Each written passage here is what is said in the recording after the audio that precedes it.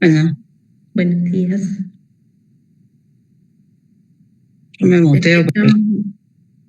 Si les parece, vamos dando inicio mientras Sí. el resto de participantes se pueden ir sumando. Ya somos 88, así que hay un buen número también de colegas para iniciar. Bueno, quería darles la bienvenida, ¿sí? A todas, a todos. En nombre de la OPS, queríamos agradecer, ¿no?, que se sumen a esta actividad que ha organizado el Grupo ROP Argentina, y que tenemos el honor, ¿no?, de acompañar desde la Organización Panamericana de la Salud. Mi nombre es Cecilia Marzoa, yo soy la oficial de programas acá en la representación, y en nombre de todo nuestro equipo agradecemos esta participación y queremos dar inicio, ¿no?, a este webinario.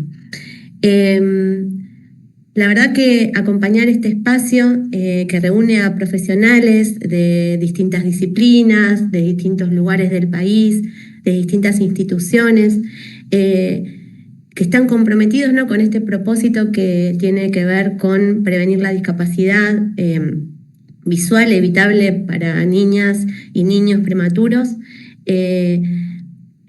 Nos presenta, ¿no?, en un desafío también, ¿no?, en este desafío de pensar de qué manera podemos llegar a más personas para sensibilizar, pero también de qué manera dentro de los equipos de trabajo podemos modificar nuestras prácticas y pensar, ¿no?, en conjunto para trabajar sobre esta problemática que hoy nos trae acá, nos convoca, y que los convoca a ustedes también desde hace mucho tiempo, ¿no?, porque cada uno en sus lugares de trabajo, sensibilizados con la problemática, encuentran la mejor manera de abordarla, y creo que desde ahí es donde se creó, ¿no?, este grupo también de expertos que piensan que hay que poner este tema en agenda, que hay que discutirlo, que hay que llevarlo hacia los distintos lugares del país y pensar la manera de abordarlo, también entendiendo, ¿no?, las capacidades de cada uno de nuestros lugares de trabajo.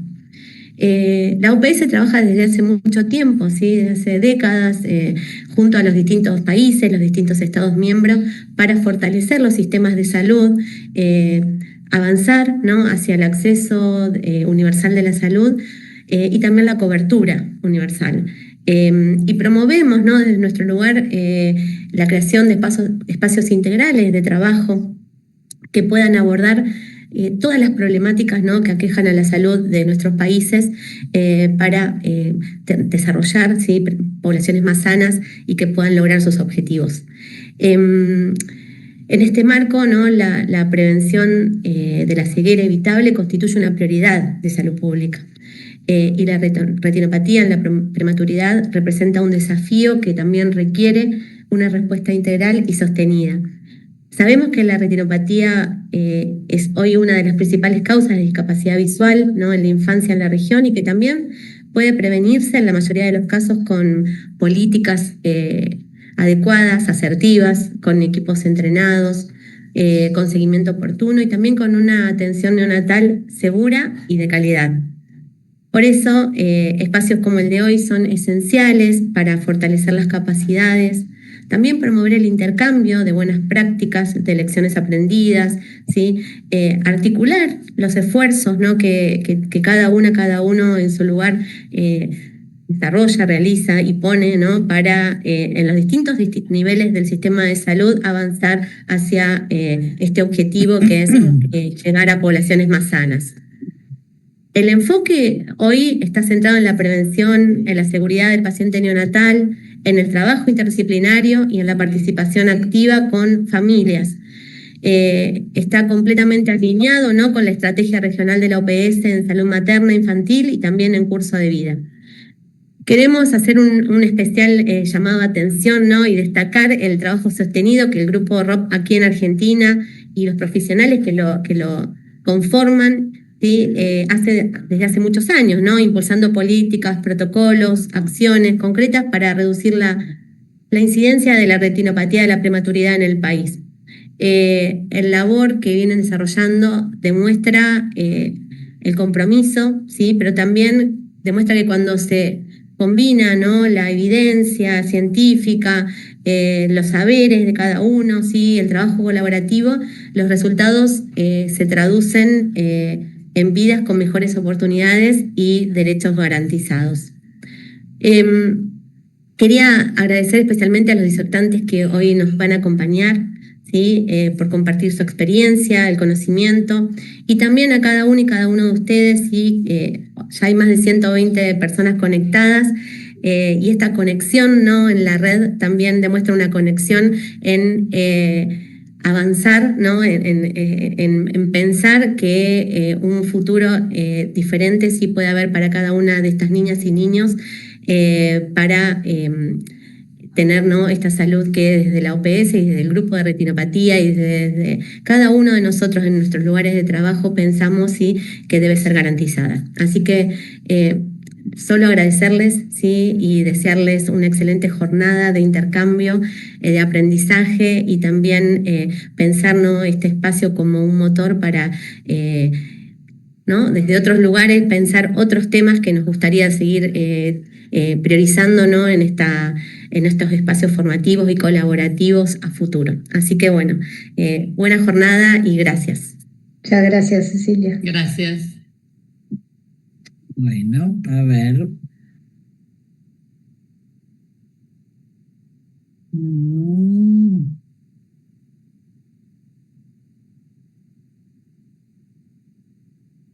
Bueno, buenos días a todos. Yo soy Celia Lomuto, soy pediatra neonatóloga y una de las integrantes del grupo ROP argentino, cuyo listado ven aquí a la derecha. Vamos a dar comienzo a este seminario de discapacidad visual por retinopatía del prematuro y sobre todo sus estrategias para la prevención. Realmente nos emociona muchísimo a todo el grupo poder contar con la presencia de tanta cantidad de integrantes del equipo de salud preocupados por este tema y que hayan logrado hacerse un espacio en su horario de trabajo para estar con nosotros y entre todos ustedes. Y un muy especial agradecimiento, por supuesto, a la OPS Argentina, a su oficial, la doctora Cecilia Marzoa, que nos han brindado la posibilidad de contar esta plataforma de OPS Argentina que nos permite poder conectarnos con muchísima gente, y además agradecer a todo el equipo de OPS por el apoyo en la organización de este seminario. El objetivo de esta reunión es enfatizar que la retinopatía del prematuro es un problema de salud pública evitable y presentar cuáles son los temas que vamos a tocar. Por supuesto, hacer énfasis en que la discapacidad por ROP es evitable y que es la primera causa de ceguera en la Argentina, y la importancia de la acción coordinada entre todos. Estamos haciendo hacia la Semana del Prematuro y todos los años la Organización Mundial de la Salud define un lema, y la de este año es brindar a los prematuros un buen comienzo para asegurar un futuro más brillante. Creo que este lema se ajusta perfectamente a la prevención de la retinopatía del prematuro, porque por supuesto que para evitar la ROP tenemos que garantizar un buen comienzo para estos niños. Ni que hablar que hay que empezar desde el embarazo y por supuesto desde el primer segundo del nacimiento, ajustando la cantidad de oxígeno adecuado, haciendo una levadura oportuna de cordón umbilical e iniciando toda la serie de cuidados correctos. Y esto nos va a asegurar un futuro más brillante, porque de no estar asegurado, el futuro de ese niño sería terriblemente oscuro. Hay varias lecciones aprendidas que no podemos ignorar, y perdón por reiterarlas muchas veces, pero hay que seguir diciendo que la ROP es la primera causa de ceguera en la infancia en todo el mundo, no solo en Argentina, también en los países desarrollados, y todavía no la hemos podido erradicar. ¿Qué es una enfermedad prevenible? Es una patología prevenible.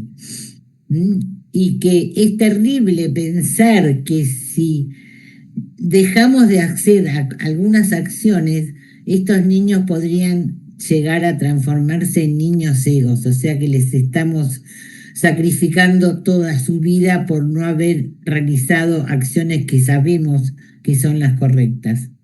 Y finalmente, la ROP es un indicador de la calidad de la atención neonatal y oftalmológica. Cuando aparece una retinopatía del prematuro en un servicio, es un llamado de alerta, un efecto centinela. Hay que empezar a analizar por qué pasó esto, qué le pasó a ese paciente. Por supuesto, analizar su historia clínica, pero tal vez no solo eso, muchas cosas no se vuelcan a la historia clínica, a veces hay crisis en el servicio, crisis institucionales que afectan la calidad de la atención, entonces merece un análisis profundo nuestro y ni que hablar si se trata de prematuros grandes. ¿Qué pretendemos lograr hoy? Bueno, difundir 10 estrategias clave para la prevención de la ROP, como si fueran nuestros 10 mandamientos que no podemos olvidar y que no podemos dejar de cumplir. La ROP como paradigma de la seguridad del paciente, hacer énfasis en este tema. Analizar los desafíos de las guías de práctica clínica que muy pocos leemos, muy pocos difundimos y tal vez menos cumplimos. Cuando las guías se realizan con el mayor cuidado posible, con la mejor evidencia científica. Y por último, la integración de las familias. Siempre están en nuestros discursos que la familia debe estar integrada en el cuidado y seguimiento de los niños, pero todavía existen servicios o que no dejan ingresar a las familias o que no les facilita el ingreso irrestricto las 24 horas o que no les ofrecen las comodidades mínimas como para poder permanecer. Y finalmente, favorecer el intercambio de experiencias entre todos nosotros. Bueno, en Argentina el grupo ROP está trabajando desde por allá hace un poco más de 20 años, 21 años, comenzó adhiriendo instituciones para el trabajo conjunto y que poco a poco fueron aumentando, como vemos en el gráfico, de 14 a más de 100. Y en este momento, y por supuesto que están representados todas las provincias del país en servicios públicos y privados. En este momento, el año pasado, se registró el 76% de todos los menores de 1.500 gramos de más de 28 días de vida. O sea que las 2/3 partes de los prematuros pasaron por estos servicios, porque la mayoría son servicios grandes que acopian la atención. La cantidad de nacimientos fue la mitad del sector público, el 13% del sector privado, que debiera incrementarse, y hay más de 400 referentes ROP a lo largo de todo el país, muchos de los cuales están presentes hoy. Pero necesitamos más servicios adheridos. Como ven, los últimos años nos hemos quedado más o menos en el mismo número, porque ingresaron servicios nuevos, pero otros abandonaron. Y por supuesto, más referentes trabajando en el tema. Pasan y han pasado cosas muy buenas, como mejorar de una manera impresionante el tratamiento in situ con láser o antiangiogénicos.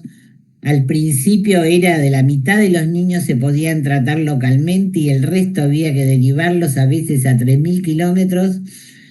Y ahora en este momento llegamos a un 94%, quedando solo algunos lugares alejados y en algunas provincias con muy pocos casos. La pesquisa oftalmológica también es excelente, el año pasado con una mediana del 99%. Pero estamos en una meseta. Como vemos,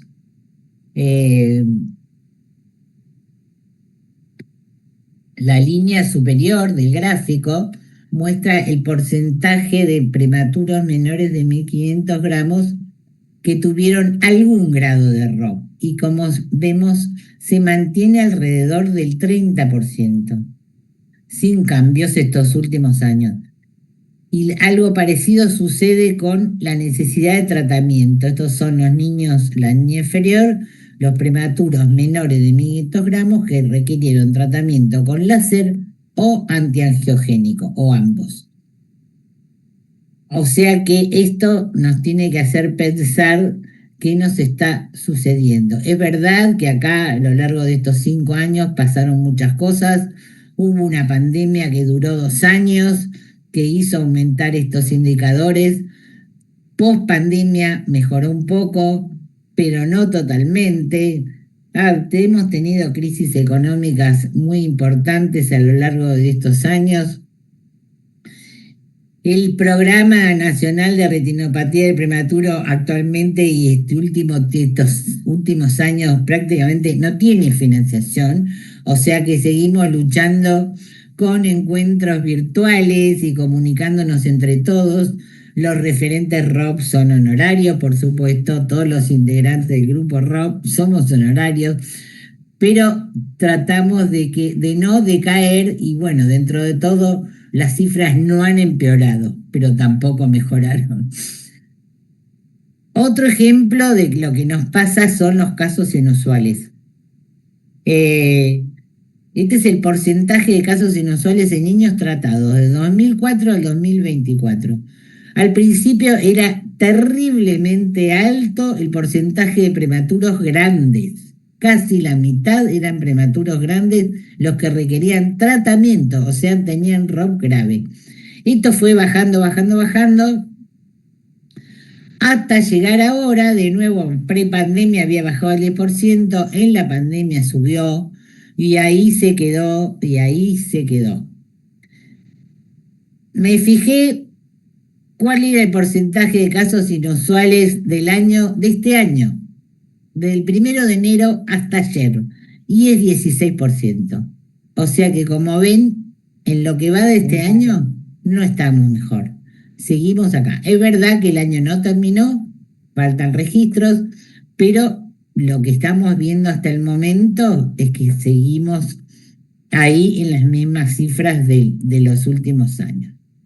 En resumen, se han logrado muy importantes mejoras, pero tenemos que salir de un estancamiento muy cómodo porque pareciera que seguimos haciendo lo mismo de siempre. Es verdad que ha habido muchas dificultades en el último tiempo, pero debemos romper viejos esquemas y lograr cambiar. Es un orgullo para todos nosotros contar con un excelente registro ROP gracias a todos aquellos que aportan y que cargan información. Así que felicitaciones especiales para ellos.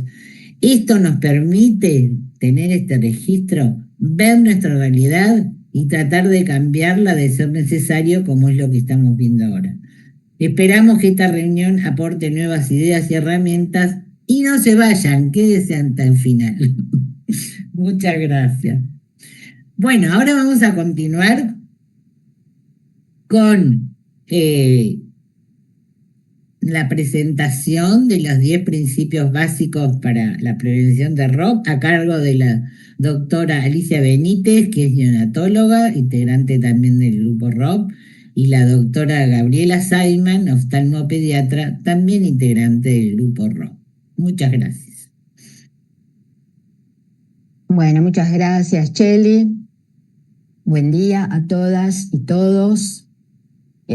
Con la doctora Gaby Saiman, oftalmopediatra de experiencia, vamos a presentarles nuestras recomendaciones para la prevención de la retinopatía de la prematuridad. Nosotros sabemos que a diario en las instituciones se realizan prácticas, acciones basadas en la mejor evidencia, basadas en la experiencia clínica, tendientes a lograr la mejor calidad de atención y la mejor sobrevida. De esas acciones nosotros hemos elegido 10, un decálogo, como dijo Cheli, pensadas en primer lugar para el equipo de salud perinatal. el equipo, basadas en evidencia científica y adaptadas al contexto local y regional, a nuestros contextos. Y pretendemos que estén disponibles en los espacios de trabajo. Este es el decálogo, como otros materiales que hemos producido a lo largo de estos 20 años, queremos que lleguen a todas las unidades para que todas puedan tenerlas presentes y reflexionar. Y nosotros creemos que estas son sustantivas que son especialmente importantes para lograr disminuir la incidencia de ROP y su severidad. Así que los invitamos a acompañarnos en esto, en leerlas, entenderlas, aplicarlas. Sabemos que lo van a hacer. Con la doctora Saiman se las vamos a tratar de presentarlas brevemente, porque después, a lo largo del webinario, algunos de estos aspectos van a ser considerados en particular. Comencemos entonces por la primera recomendación, y aquí acudimos a los obstetras y a las obstétricas. Son intervenciones prenatales que nos recuerdan que en nuestro equipo están los obstetras y las obstétricas y que debemos mantener siempre la comunicación con ellos, porque vamos a pedirles que inicien maduración pulmonar cuanto antes, porque eso va a reducir la gravedad de la dificultad respiratoria. Vamos a pedirle que en los casos en que esté indicado administren sulfato de magnesio como neuroprotector, porque hay evidencia del efecto que tiene sobre la reducción de la parálisis cerebral y la disfunción motora gruesa. Les vamos a pedir que prioricen la derivación de la embarazada o la de recién nacido. La mejor incubadora de transporte para nosotros hoy sigue siendo el útero de la madre, además de la ventaja de la no separación de madre e hijo, que es muy importante para la salud mental de la familia y también para el desarrollo de las estrategias de protección. Y también la información de manera clara y optimista. Madre y acompañante deben saber qué es lo que se está haciendo, cuál es el plan que se tiene para la situación que están viviendo. Así que estas son intervenciones prenatales que tenemos que mejorar. Corticoides prenatales, en los datos del CIP neonatal, en el año 2023 en Argentina, la administración en menores de 1.500 gramos fue tan solo de 52%. Esta es una cifra que tenemos que mejorar. Pasamos a la segunda recomendación, regionalización y transporte. Todos sabemos esto. Todos sabemos que asistir a madre e hijo en el nivel de complejidad adecuado a sus necesidades garantiza la mejor calidad de atención, y que estabilizar el paciente antes de trasladarlo también garantiza que tanto la madre como el recién nacido lleguen seguros a su lugar de destino. Esto lo tenemos escrito y lo tenemos evaluado y lo decimos en los congresos, nos reunimos en las jornadas de neonatología para hablarlo, y sin embargo la cultura de mejorar la regionalización no está instalada. Hay esfuerzos heterogéneos en Argentina, esfuerzos insuficientes. Las políticas de salud no sostienen a lo largo de los años este tema, y nosotros tenemos que formar parte de los defensores de la estrategia de regionalización. A la derecha, en el gráfico, vean lo que ha sucedido en los últimos 7 años. Estos son los datos también del CIP perinatal del Ministerio de Salud. Hemos logrado bajar en 7 años el porcentaje de niños que nacen en los lugares que no les corresponde, de menos de 1.500 gramos, de un 30% a un 24%. Podemos discutir si nos conformamos con esto o pretendemos más, pero estamos diciendo que todavía hoy 1 de cada 4 prematuros de menos de 1.500 gramos van a nacer en el lugar que no le corresponde, y para esto tenemos que trabajar, para modificar esta realidad. El tercer punto es el uso adecuado del oxígeno. ¿Qué podemos decir nosotros de uso adecuado del oxígeno? Hemos hecho el Día del Oxígeno hemos actualizado nuestras indicaciones, están incorporadas en nuestra primera edición de la guía de práctica clínica, en la actualización, donde se ha considerado la administración de oxígeno en los más pequeños para la reanimación. Nosotros sabemos lo que tenemos que hacer y sin embargo no lo logramos. Nuestra primera publicación, cuando nos constituimos como grupo hace 21 años, se trató de esto, lo publicamos en Archivos Argentinos de Pediatría, se trató de cómo se usa el oxígeno en las unidades, porque la epidemia de ceguera que había en ese momento era muy importante y en muchos casos se trataba del oxígeno. O sea que para nosotros este tema sigue siendo mandatorio, sigue siendo prioritario, pero nosotros no lo minimizamos. Fíjense esta gráfica de Gupta. Gupta pone en juego todos los factores que afectan el logro de una saturación adecuada. Y fíjense qué complejidad. Tiene una gran complejidad. Hay aspectos como la educación, como la relación enfermera-paciente, como la fatiga de las alarmas, como no disponer de los equipos adecuados, como las titulaciones agresivas. Tiene una complejidad. Nosotros los invitamos a repensar la administración de oxígeno en sus unidades para poder comprender qué es lo que hay que ajustar, porque no va a haber una sola cosa que ajustar, sino probablemente son múltiples los factores que llevan al éxito o al fracaso en la administración adecuada de oxígeno a lo largo de la internación de nuestros pacientes. Pasamos a la cuarta recomendación, nutrición según normas. El gold estándar es aquí, el inicio inmediato de la administración de leche de la propia madre al prematuro. Eso es el gold estándar y se sostiene con administración de leche humana exclusiva de la propia madre a lo largo de la internación y con el alta con lactancia materna exclusiva. Para poder lograr eso hay que incluir a las familias desde el primer día, eso lo va a decir Ana Quiroga, como equipo de salud. Las familias tienen que formar parte del equipo de cuidado y de esa manera es posible que nosotros logremos sostener nuestra estrategia a lo largo a veces de varios meses de internación. En esta foto de la izquierda se ve una unidad bastante, poblada y se ve al fondo una madre, un papá y un médico que están al lado de la incubadora del bebé. Al bebé no se lo ve porque está protegido, conversando. Es decir, el diálogo y la comunicación tienen que ser permanentes y son básicos para lograr lactancia materna en cualquier momento de la internación. Esto hay que sostenerlo durante toda la internación. Quinta recomendación es pensar en la prevención de las infecciones hospitalarias. La sepsis es un evento catastrófico. Si el prematuro logra sobrevivir, va a retroceder varios casilleros. Probablemente necesite mucho más asistencia, ventilación, más oxígeno, transfusiones, todo lo que estamos evitando, tratando de evitar que le suceda, le va a suceder si padece una sepsis o más de una sepsis. Entonces, en esta diapositiva está nuevamente la madre. ¿Por qué está la madre? Porque la madre tiene que ser la principal cuidadora, la principal manipuladora, la que lo tenga en contacto piel a piel, la que lo asista cotidianamente. Cuanto menos otras manos toquen a un bebé, más protegido va a estar.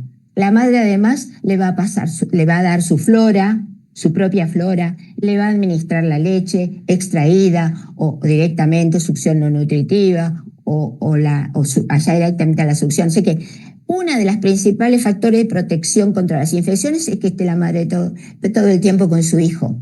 Y después está que cada institución adopte las normativas locales, regionales, las que están recomendadas para la prevención de las infecciones. Nosotros aquí pusimos la realización periódica de talleres de lavado de manos y de colocación de cuidado de accesos vasculares, el registro normatizado de las infecciones, la diseminación de la información a todo el personal de salud de todos los turnos y también las autoridades, porque ellos tienen la responsabilidad de la gestión, del gerenciamiento de los insumos, de las modificaciones edilicias que a veces son necesarias y por las que sabemos que luchan largamente muchos equipos de salud en Argentina. Finalmente, recordemos que debemos tener una política transfusional. Hay que minimizar las transfusiones porque las transfusiones aumentan la incidencia y la severidad de la ROP, y el uso de sangre con hemoglobina del adulto es dosis dependiente. Más transfundimos, más riesgo. Por lo tanto, clampeo oportuno del cordón umbilical, 1 minuto o más, uso de micrométodos, esa es una larga lucha que tienen que dar hasta lograr todas las instituciones usar micrométodos, abolición de las extracciones de rutina, registro de los volúmenes extraídos y las estrategias de segunda opinión para transfundir. ¿Para qué transfundir un prematuro estable a las 5 de la mañana si podemos esperar a las 8 de la mañana y consultarlo con el resto de los colegas y a lo mejor podemos evitar una transfusión? Así que esas son las recomendaciones que voy a comentar. Cierro mi intervención diciendo que esto es lo que le sucede a nuestros niños de Argentina de las 114 unidades de neonatología que aportan al registro online del Ministerio de Salud. Esto sucedió en el año 2024 con los niños que tuvieron algún grado de ROP. Analizando el riesgo de padecer ROP según estos antecedentes, observen, el uso de oxígeno aumentó casi 10 veces el riesgo de algún grado de ROP. La sepsis, 4.8 veces, las transfusiones, 8 veces. O sea que además de la evidencia científica que tenemos que poder manejar, también tenemos que pensar lo que les está pasando localmente a nuestros pacientes. Muchas gracias y cedo la palabra a la doctora Gabriela Saiman, que va a considerar los aspectos oftalmopediátricos de la patología. Gracias, buenos días a todos y todas. Bueno, yo soy oftalmóloga, así que voy a hablar de mi parte. Necesitamos tener en la neo los carteles que siempre están pegados, donde se va a indicar cuándo se realiza el primer control oftalmológico. El que se encarga de indicar el primer control oftalmológico es el neonatólogo.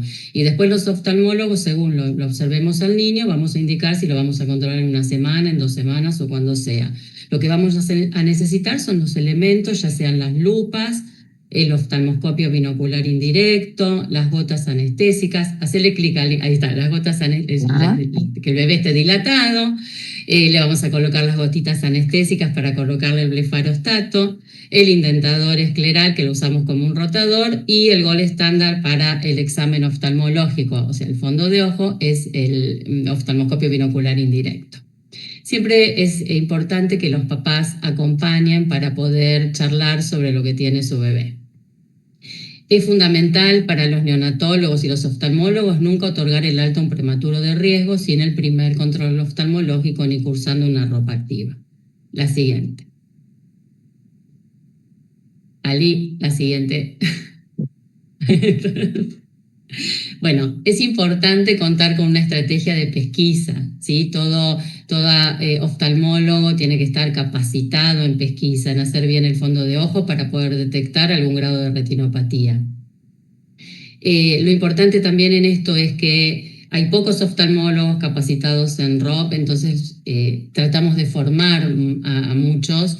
A veces es difícil conseguir oftalmólogos en todas las unidades de cuidados intensivos neonatales, entonces lo que hacemos es capacitamos oftalmólogos, muchos pueden tomar imágenes, que tenemos un método que lo hacemos con el celular, porque ya que los métodos de registro de imágenes son muy caros, podemos transmitir de un oftalmólogo que está en una unidad de cuidados intensivos a otro oftalmólogo y hacer consultorías y ver si hay que operar al bebé, si hay que derivarlo. En este caso, nosotros lo que hacemos es no derivar al bebé e ir a tratarlo in situ, ¿sí? Y es importante esto que todos somos un equipo de salud, como hoy decía Alicia, los padres están incorporados en ese equipo, los oftalmólogos, los neonatólogos, los enfermeros y enfermeras.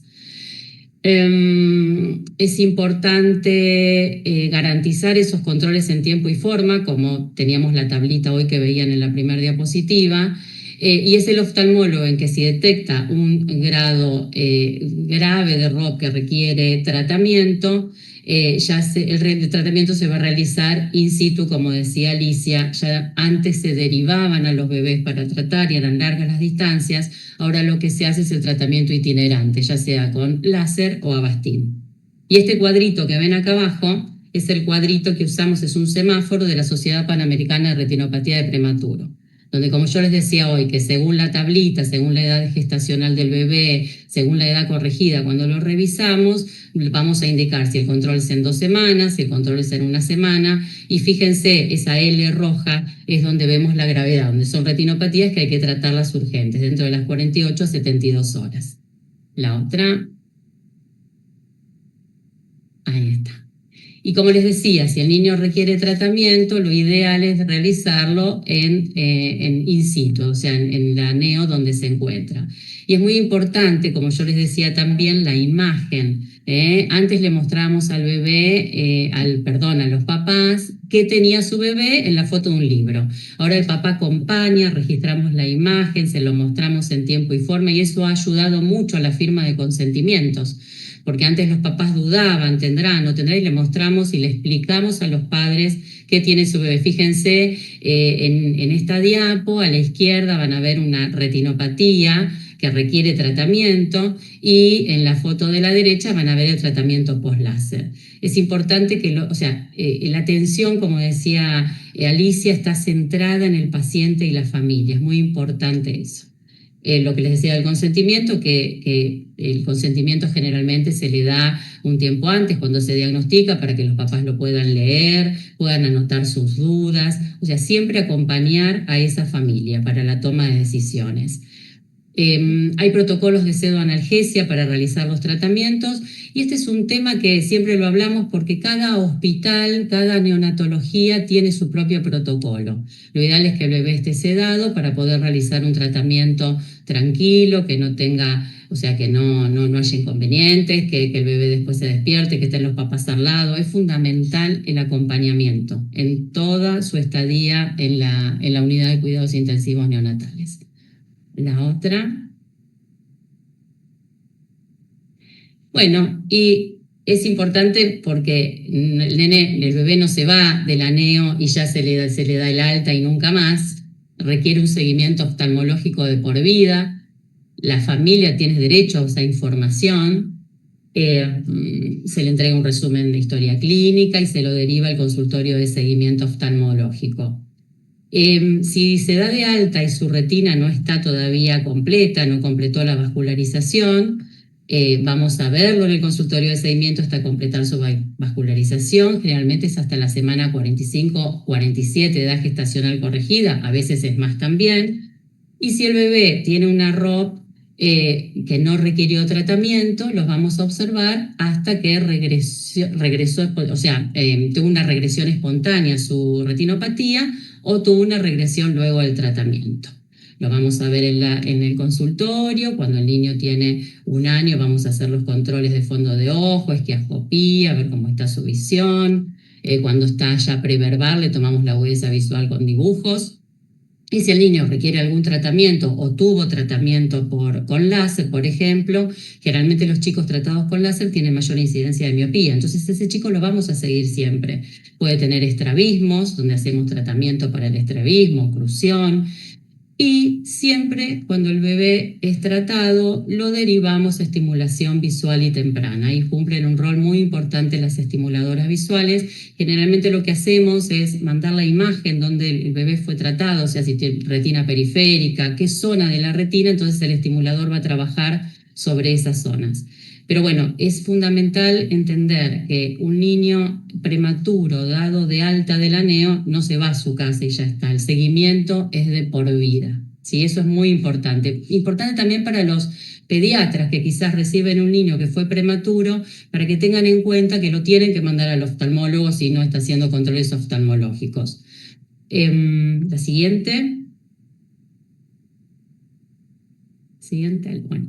Bueno, y es como cerrar este decálogo que es un decálogo de prevención de la retinopatía de la prematuridad, que no es un listado aislado, sino el núcleo de una cultura de seguridad del paciente. Es la suma de acciones de un equipo multidisciplinario que trabaja para garantizar cuidados y atención de calidad centrados en el paciente y su familia, esto es muy importante, desde las intervenciones prenatales, como dijo Ali, la estadía en la UCIN, el consultorio de seguimiento y las disciplinas concurrentes como la estimulación visual y los cuidados del neurodesarrollo. Y bueno, el lema, brindar a los bebés prematuros un buen comienzo para un futuro más brillante. Bueno, eso es cerramos el decálogo y ahora le voy a dar la palabra al doctor Alejandro Dinerstein, que es médico neonatólogo y es miembro del grupo ROP.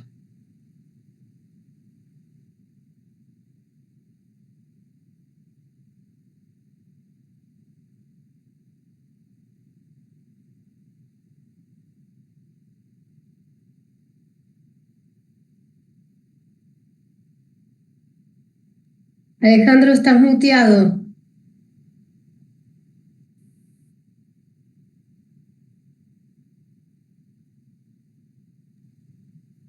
Perfecto.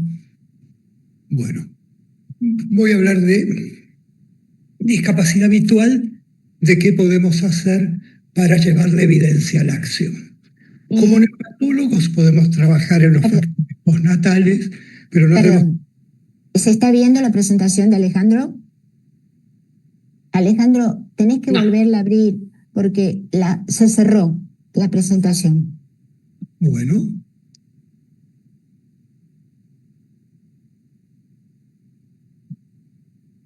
Déjame ver qué pasa. Para mí estoy compartiendo. La vimos y después se cerró. Perfecto.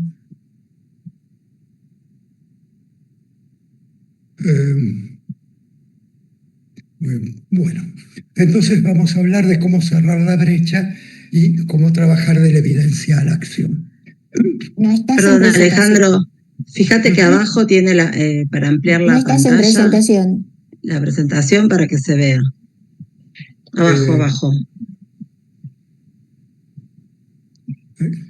No. Fíjate acá abajo tiene ahí. Eso. Ahí está. Ahora sí. Vamos a continuar entonces, luego de estos incidentes. Vamos a hablar de cómo cerrar la brecha y cómo pasar de la evidencia a la acción. Como neonatólogos nos enfrentamos a un recién nacido prematuro que puede tener bajo peso, que puede tener una restricción del crecimiento, que son factores de riesgo importantes para retinopatía de la prematurez, y donde esperamos que los obstetras trabajen cada vez más y mejor en estos tiempos para disminuir esta situación. Hay una situación en cual la población demanda la máxima calidad de atención y a veces el sistema de la salud tiene retrasos, tiene ausencias y tiene respuestas inadecuadas. Esto obviamente influye en la calidad de la salud materno-infantil, pero también debemos que saber que reducir la morbilidad materno-infantil también mejora la salud de toda la población por los efectos a largo plazo de la prematurez y sus consecuencias. Bueno, ¿cuál es nuestra realidad? Maduración pulmonar que no tiene la cobertura que debería tener, una incidencia de restricción del crecimiento extrauterina que impacta el 50% de los pacientes. Si hablamos de prevención de sepsis, solo un 36% de los pacientes, según la literatura, se suspende los antibióticos ante hemocultivos negativos y, por otro lado, todavía la cantidad de pacientes que egresan con alimentación a pecho exclusivo es baja. Sabemos, cuando hablamos de factores de riesgo, que la fluctuación en la administración de oxígeno es uno de los principales, es el principal factor de riesgo, y las fluctuaciones entre hiperoxia e hiperoxia agravan aún más el riesgo de tener retinopatía. Si queremos mejorar la seguridad, tenemos que saber dónde estamos parados. Tenemos que tener registros y análisis continuos. Estos registros tienen que dar lugar a indicadores específicos que deben estar claramente definidos, que deben ser aplicados en forma continua y que deben ser compatibles con otros registros. Siempre es importante poder compararnos con otras instituciones de la red o con otras instituciones del país para saber en qué situación estamos parados. Ahora, si tenemos indicadores de calidad, podemos detectar fallas en los procesos de atención. Y tenemos que aplicar continuamente los indicadores porque las fallas deben ser identificadas tempranamente para poder implementar procesos de mejora. Y entonces, si tenemos detectada la falla, tenemos que implementar intervenciones de mejora de calidad. Y para eso tenemos una evidencia que es el objetivo de la calidad de atención que queremos. Y por supuesto, tiene que haber una inversión importante en prevención, porque la prevención proactiva es más importante que reaccionar ante eventos adversos, si no vamos a seguir repitiendo errores. La regionalización perinatal mejora los resultados neonatales y maternos, porque permite acceder a una atención especializada y adecuada al riesgo. Sabemos que 1/4 de los pacientes de nuestro país, no de nuestro país, sino de los que informan al sistema informático perinatal, no acceden a cuidados de calidad. La regionalización perinatal tiene que permitir acceder a centros y a un sistema de calidad en red integrado en las familias que brinde cuidados oportunos, basados en la evidencia, seguros, equitativos y eficientes. La regionalización ha demostrado que es una estrategia que disminuye la mortalidad materna, que disminuye la mortalidad neonatal y que permite acceder a los pacientes a la calidad de atención que requieren. O sea, permite la cobertura con especialista, la interdisciplina y el manejo de situaciones que en centros de menor nivel no podrían ser atendidos. Ahora, si bien el transporte materno es la mejor opción y se asocia a un riesgo disminuido de mortalidad, 30% de recién nacidos requiere traslado, pero también hay mucho más pacientes neonatales que internados en unidades de tercer nivel requieren aún hoy traslado para tratamiento, cirugías, interconsulta, que ponen en riesgo a estos niños. Si no hay redes de transporte que sean estructuradas, que utilicen métodos seguros y que tengan coordinación, el impacto en la salud del traslado se va a ver comprometido.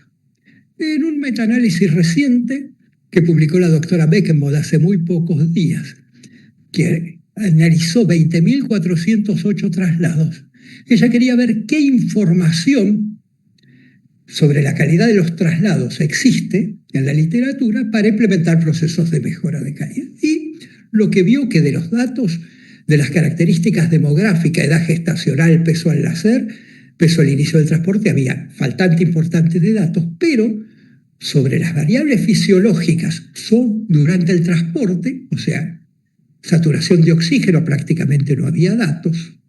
Sobre la presión arterial, sobre la temperatura, no había datos. Entonces, si no hay datos, poder mejorar algo es muy difícil. Tampoco había datos sobre el tiempo de inicio desde el pedido del transporte, desde el tiempo de movilización, el tiempo total gasto. Y hoy por hoy empiezan a aparecer en la bibliografía trabajos, este es muy interesante, de 2 hospitales de Brasil que funcionan con la misma organización, son muy parecidos, las guías y las normas de atención son las mismas, pero la incidencia de ROP en los pacientes trasladados es prácticamente el doble que los no trasladados en un hospital. O sea, los que requerían traslado tenían mucho más incidencia de ROP versus los que no lo requerían. Y cuando se analizó el traslado, era tardío, no estaba estandarizado y la forma global del traslado era eficiente. O sea que el traslado también merece que se implementen proyectos de mejora de calidad. Entonces, ¿qué necesitamos para que un traslado sea de calidad? Que el equipo de salud tenga alto nivel de competencia, igual al del hospital del nivel al que es referido el paciente, que las barreras del sistema, o sea, que sean superadas, o sea, que un centro coordinador tiene que tener personal entrenado en el funcionamiento del sistema de transporte y no puede haber exceso de demanda. No puede faltar el recurso humano capacitado, tiene que haber el equipamiento necesario y tiene que haber una excelente comunicación entre todos los centros y con el equipo de transporte. Obviamente, los pacientes tienen riesgos, que es la interrupción del tratamiento cuando no ha sido adecuadamente estabilizado, cuando hay una incompetencia del equipo de transporte. Hay problemas de exposición ambiental, hipotermia, hipertermia, entre otros, que impactan sobre el resultado final, que aumentan la morbilidad, y tiene que haber capacidad de responder a los imprevistos que pueden aparecer en cualquier transporte. Y hay que tener en cuenta que muchas veces, cuando el transporte no está organizado y jerarquizado, el equipo de salud no está motivado y no está debidamente capacitado. Ya se ha hablado que el factor clave, o uno de los factores de riesgo clave, es una mala oxigenoterapia. Si queremos hacer un proceso de mejora de calidad, tenemos que tener claramente definido el objetivo. Tiene que ser muy concreto. En este caso, en un tiempo de 12 meses, reducir la muerte o ROP severa en un 10% en infantes de menos de 29 semanas de gestación. Tenemos que saber cuáles son los factores principales que se asocian en nuestra institución a ROP. En este caso es excesiva o saturación por arriba del límite superior o baja saturación por debajo del límite inferior. ¿Cuáles son los factores secundarios? El sobretratamiento, pacientes por encima del rango de saturación, la preoxigenación, cuando se van a hacer procedimientos, en muchos servicios aún vemos que se aumenta la FiO2 cuando se va a hacer un procedimiento, la falta de conocimiento de los riesgos de las comorbilidades neonatales relacionadas con el mal uso del oxígeno, límites de saturación mal fijados. Y tenemos que pensar cuáles son las ideas de cambio. Identificación sistemática de los histogramas, intervención muy precoz cuando el paciente sale de los límites que queremos, educación a los proveedores y una evaluación sistemática de los límites de saturación. Con esta situación podemos encarar un programa de mejora continua de la calidad, que no es una sola intervención. En este caso, fueron 5 ciclos de mejora de calidad para disminuir en un hospital de Estados Unidos la ROP del 32% al 18%. Y el tiempo en que las saturaciones objetivas se iban a mantener en los niveles deseados. El primer objetivo se cumplió, la disminución de la ROP fue la deseada, pero el tiempo en que se cumplían las saturaciones objetivas tuvo una leve mejora del 48 al 57%, por lo cual actualmente se están llevando aún intervenciones de mejora de calidad para mejorar la oxigenoterapia, que como dijo Alicia es un tema muy complejo. Bueno, muy bien.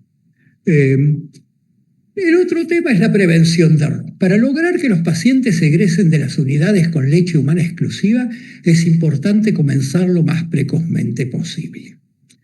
Y entonces vamos a lograr aumentar la cifra de la base de datos de integración de la red de la ciudad de Buenos Aires, que es hoy del 49% y que no es mala, a valores como pueden ser los del Hospital de Niños de Stanford, que es el 89% en prematuros menores de 1000. Entonces, el plan en esta presentación de un modelo de mejora de calidad fue iniciar leche humana en la primera hora. Al inicio de la intervención era del 12%. Las intervenciones fue educar, fue también respetar las pautas culturales. Se hizo en 2 hospitales en distintos lugares del mundo, por eso hay 2 citas.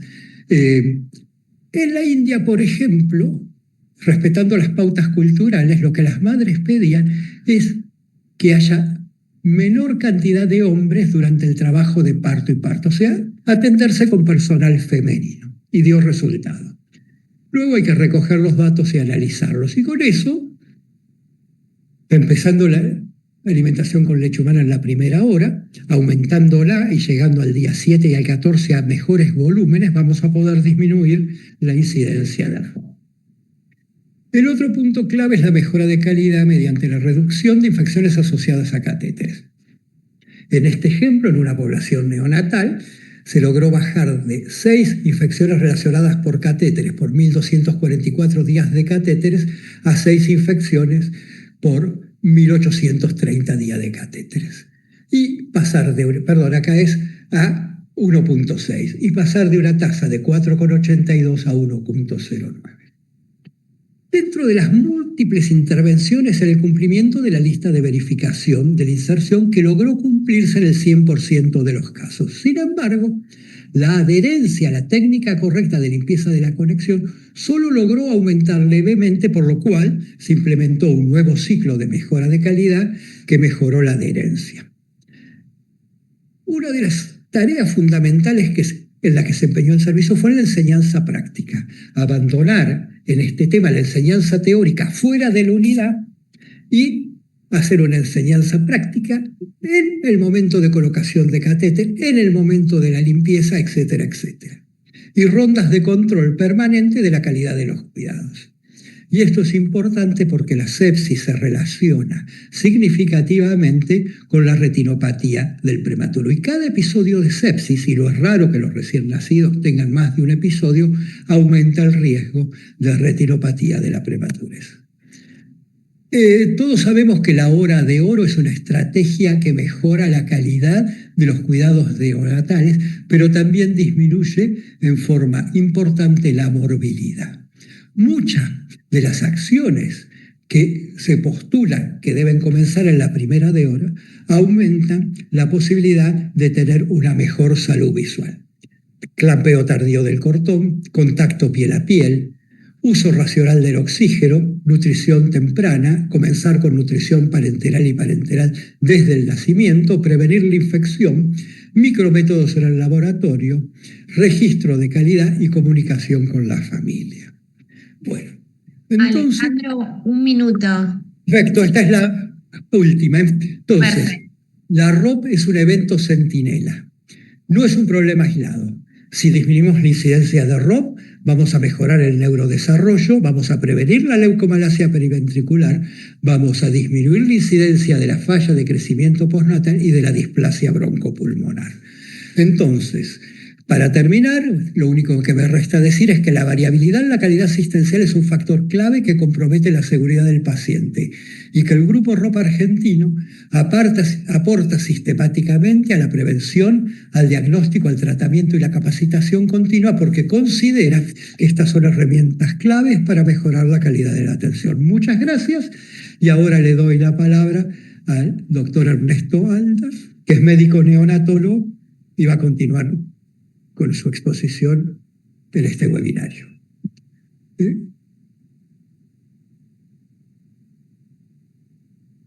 Ernesto.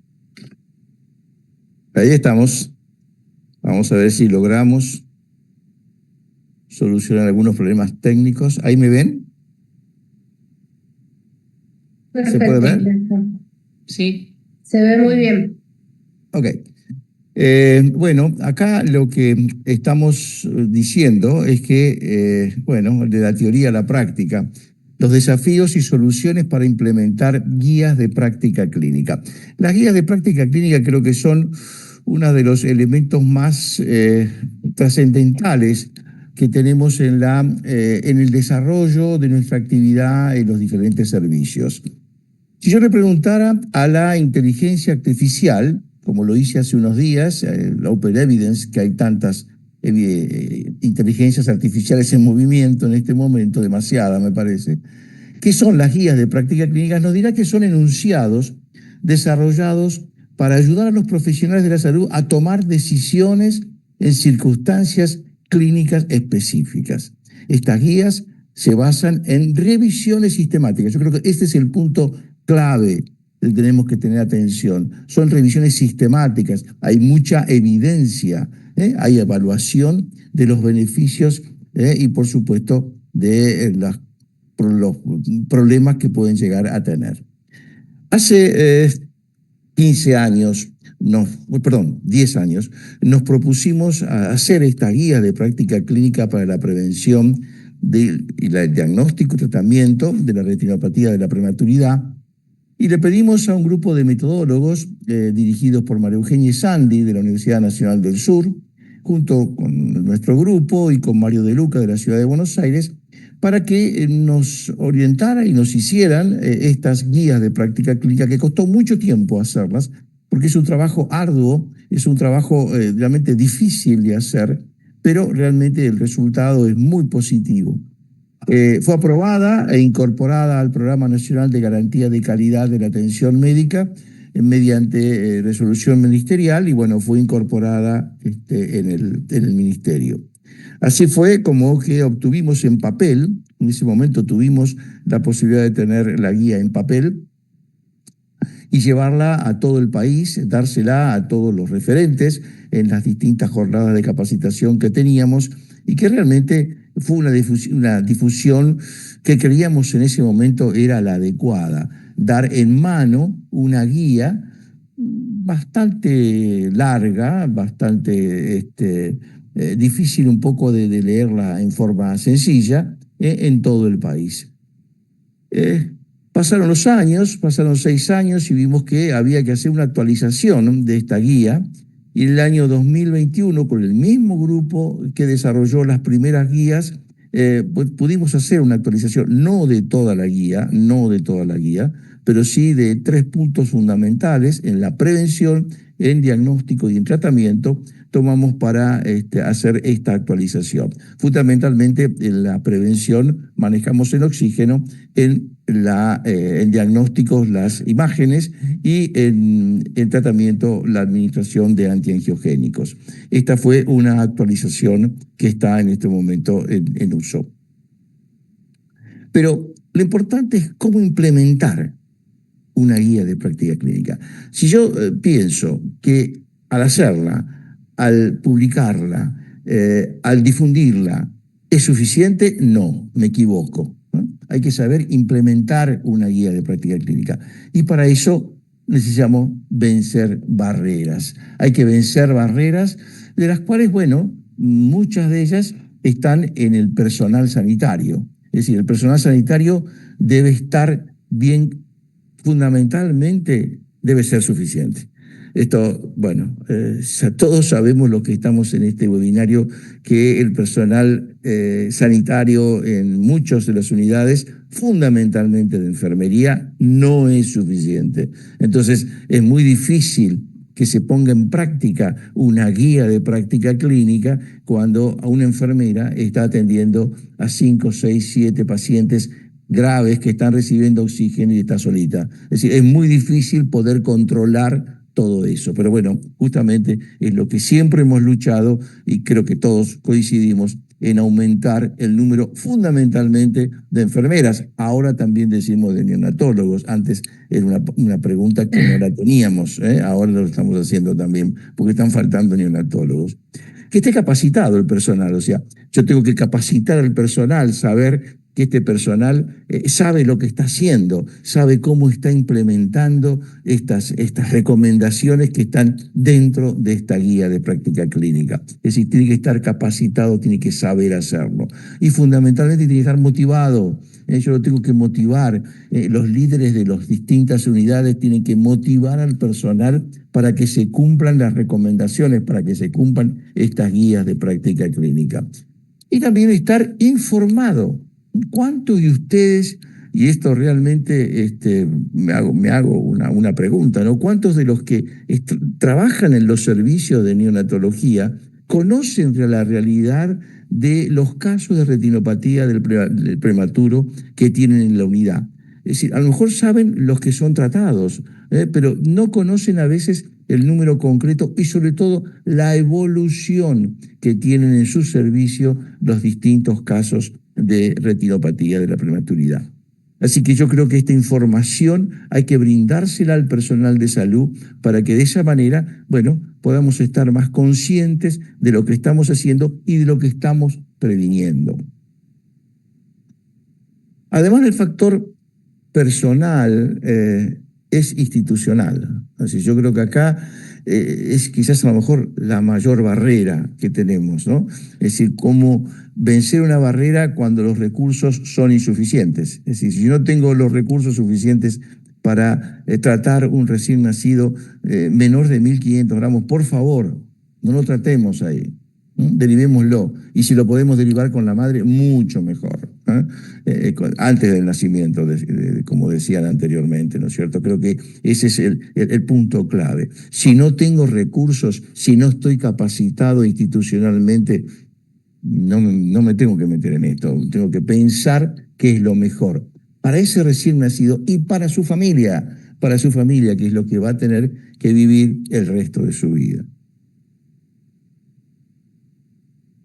Programas de adherencia. Generalmente casi todos los hospitales ahora tienen este comité de docencias e investigación.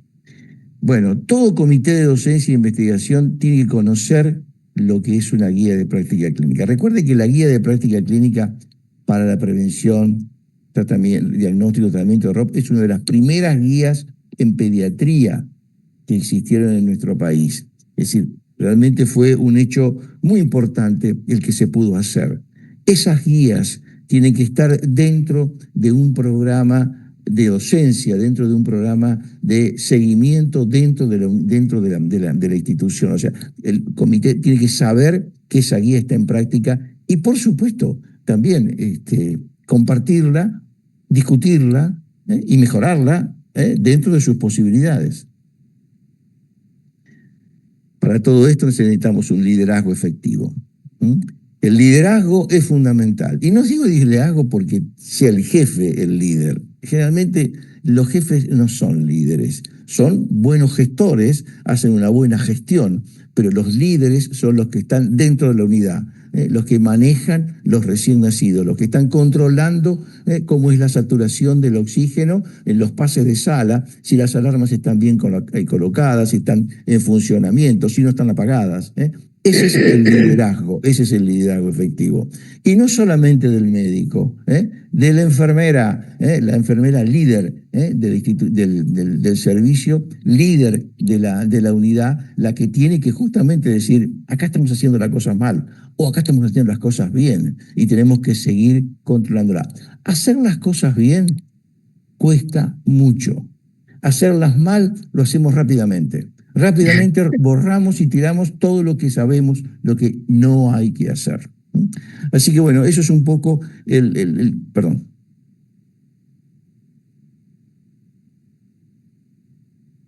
Bueno. Y el otro es el compromiso institucional.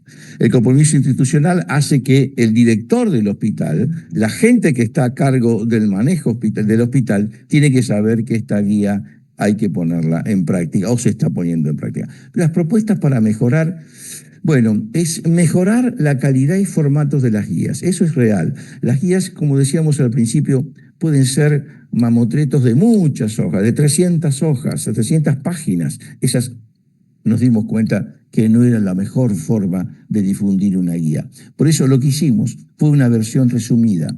La versión resumida que se implantó al poco tiempo de darnos cuenta que era demasiado la guía para poder leerla y para poder entenderla, bueno, se redujo a una cuarta parte del original. Eso fue mucho más práctico. También se pudo publicitar, también se pudo publicar y se pudo difundir. O sea que las guías tienen que ser amigables, no tienen que ser algo totalmente descolgado para su uso.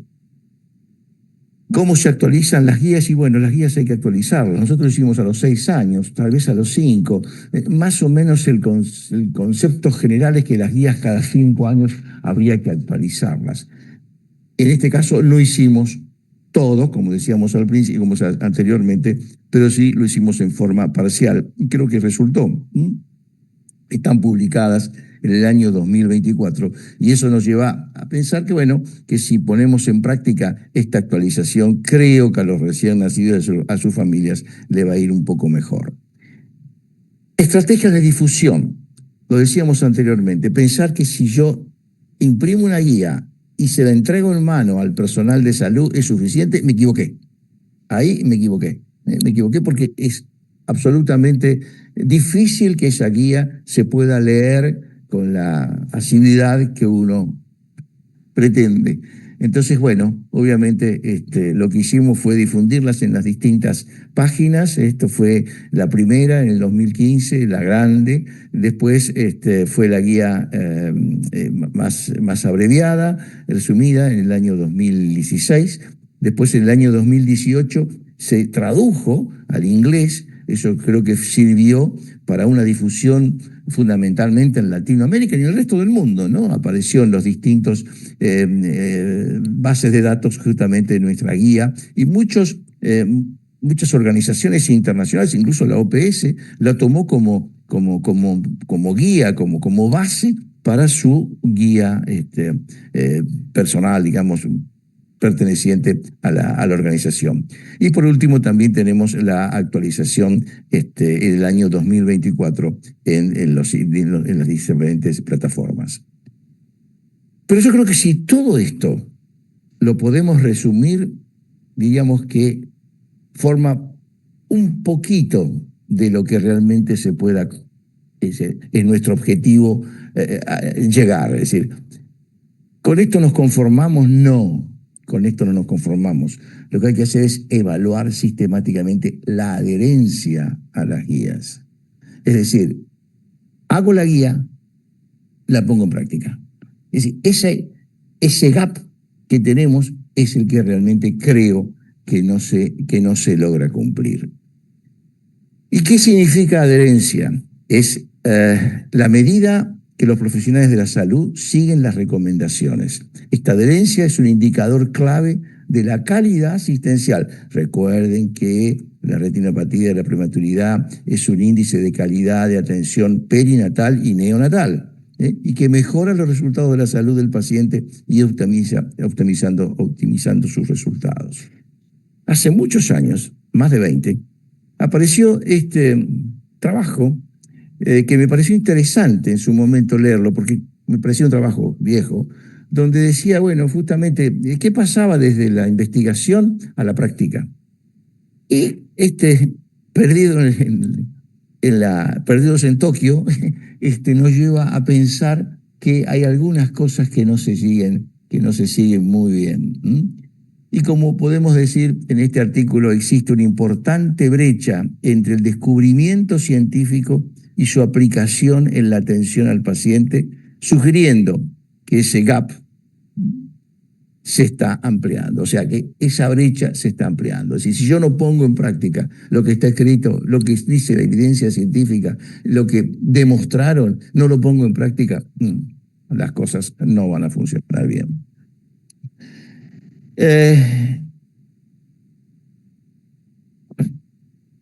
Está. Cheri mostraba que las mesetas, ¿no?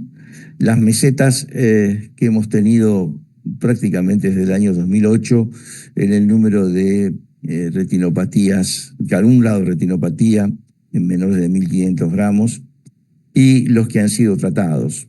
Está bien, con la pandemia de por medio, con una mayor sobrevida también en los recién nacidos de muy bajo peso. Esto hace que podamos ver esto con una visión un poco crítica también, pero ojo, no han aparecido tantos cambios en la incidencia ni en el tratamiento. Es decir, que algo estamos haciendo no tan bien. Y si vemos los casos inusuales, esto realmente es una asignatura pendiente que tenemos. Y todavía tenemos chicos grandes, chicos de más de 1.500 gramos que siguen teniendo retinopatías. Decía Cheli, hoy 2025, estamos en el 16% de los tratados. Es decir que, Mafalda tiene dudas de que la adherencia a las guías se hagan concretamente.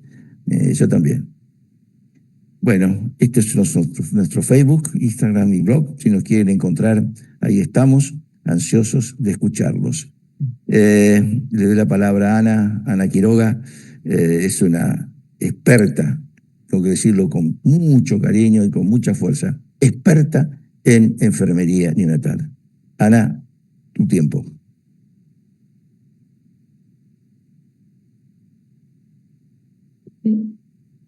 Ahí está. Gracias, Ernesto. Bueno, voy a compartir pantalla. Denme un segundo y ahí estoy. Ay, perdón, no.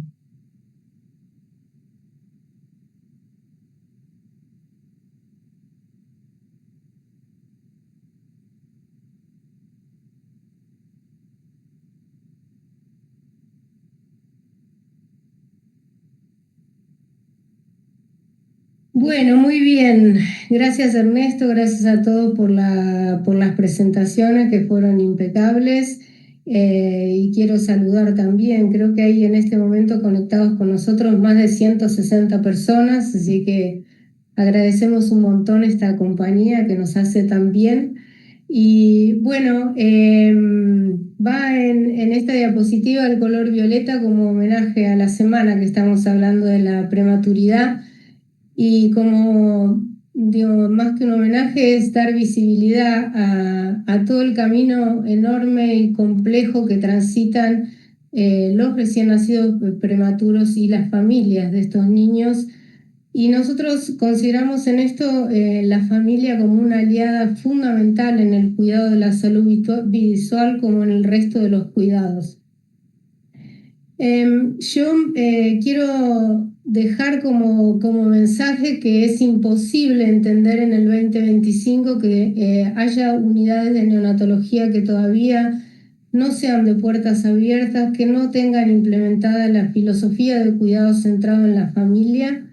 El cuidado centrado en la familia tiene mucho fundamento científico para aquellos que les gusta buscar el fundamento.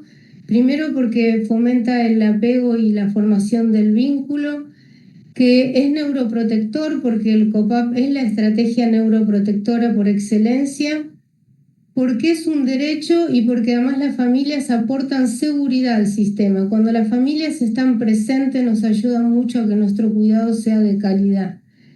Y el cuidado centrado en la familia parte de 4 principios básicos, que es el respeto y la dignidad de las personas. Esto es igual para todos los que hacen cuidado centrado en la familia, sea de adultos o de neonatología, que es, como dije, el respeto y la dignidad de las personas, el compartir información, la participación en el cuidado, y la colaboración. Las familias son los usuarios del sistema y nosotros tenemos que escucharlos para saber si queremos mejorar en el cuidado que estamos brindando, tenemos que escucharlos y saber en qué cosas los procesos nosotros podemos mejorar o cómo ellos lo han experimentado.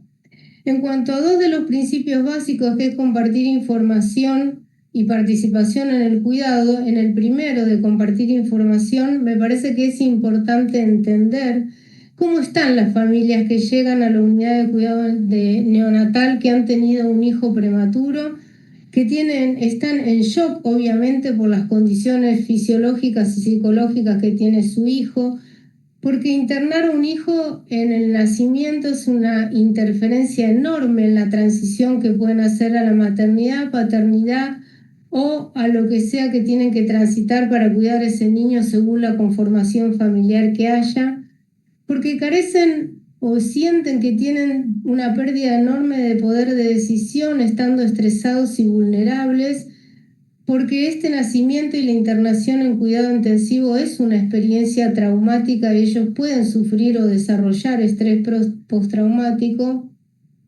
por no poder realizar COPAP suficiente, no poder alzar o tener en contacto a su hijo, que dije que era una estrategia es la estrategia neuroprotectora por excelencia, y bueno, y también si no se les permite estar o tener presencia permanente, ese es otro factor más de estrés.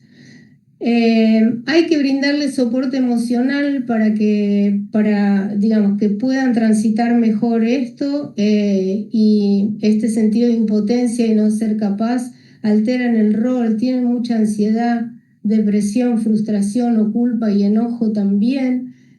Tenemos que ayudarlos a que establezcan un balance entre las conductas adaptativas y no adaptativas como una transición funcional a esta maternidad o paternidad, y tienen que para eso realizar distintos roles y desarrollar competencias específicas, y a eso tenemos que ayudarlos, que participen en el cuidado. La participación, recuerden, las familias, padre y madre o las familias no colaboran con nosotros, sino que participan activamente en el cuidado. Quizás los roles se diferencian, en el que toma el rol materno como cuidador experto y el paterno como soporte de la madre. Y además, como dije antes, uno de los principios básicos es compartir información y por lo tanto deben ser informados todos los planes y procedimientos que se realizan a su hijo enfermo. y una buena relación con el equipo de la unidad de cuidado intensivo neonatal, y que estos sean escucha activo de los temores y todas las cosas que le pueden estar pasando, pueden reducir la ansiedad. Escucharlos es fundamental y además brindarles información.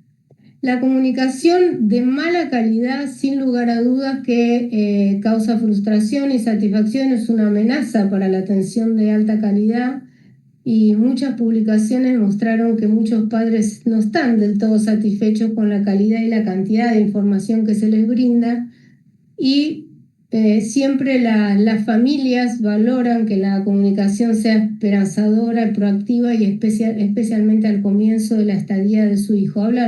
Vieron que pareciera ser que para todos las primeras horas son importantes, para muchos de los cuidados, pero también para la información. Este artículo que les cito en la diapositiva explora las perspectivas de los padres sobre la comunicación, y muchos concluyen que las primeras 48 horas de hospitalización en la unidad es un periodo de vulnerabilidad e incertidumbre, pero que los padres usan en esas 48 horas se construye o no se construye una relación de confianza con ellos de acuerdo a la información que le demos, y siempre la comunicación debe ser culturalmente sensible y adaptada a las necesidades y preferencias individuales de los padres y también de las necesidades médicas del bebé. Con la familia y cuidado visual, la prevención, detección y tratamiento de la retinopatía es una responsabilidad de todo el equipo, y si decimos que las familias son parte del equipo que participan en el cuidado, ellos son sumamente importantes porque estando garantizan los resultados visuales óptimos, y ellos pueden ayudar a prevenir la retinopatía del prematuro en la internación, y también son responsables de que su hijo acuda a las citas de seguimiento y tratamiento que vamos a hablar un poquito más adelante. ¿Cómo pueden ayudar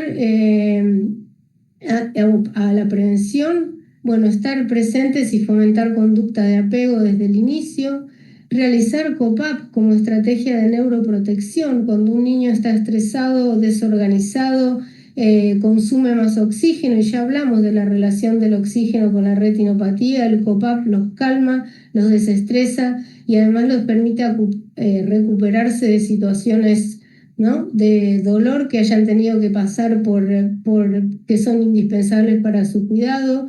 Ya también Alejandro habló de la lactancia materna, que pueden proteger el neurodesarrollo, que participan en el cuidado, y que también hay que, con toda la información, que ellos puedan participar en la toma de decisiones que se hagan con respecto a su hijo.